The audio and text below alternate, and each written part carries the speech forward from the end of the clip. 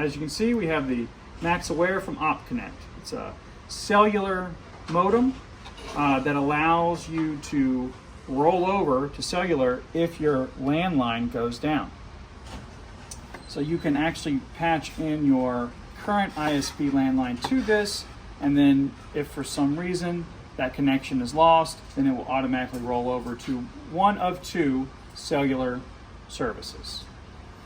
All right, now what you want to do, we are going to connect our antenna first. There are 3 cables coming off of it. All 3 are clearly labeled. As you can see, cell. You match up the symbols on the back. One here. Hand tight's fine, you don't have to use a tool.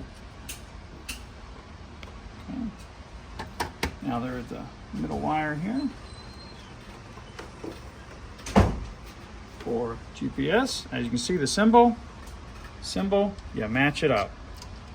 Again, hand tight. All right, flip it around. You take line from your existing modem, whatever service you have, plug it into WAN. Snap that in. This goes to the SpyderWash hub. 1, 2, 3, or 4, doesn't matter. If you have multiple hubs, you can plug them in here, but we have one hub plugged in to the first port. Then we take our power supply,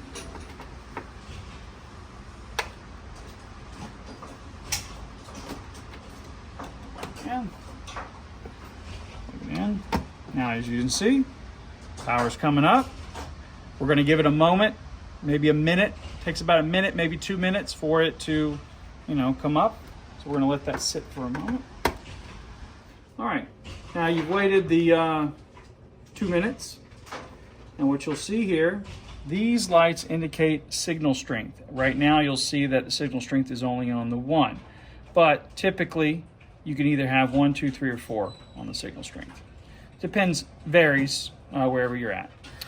All right, on the front you'll see this indicates that we do have live internet signal going to the cellular modem.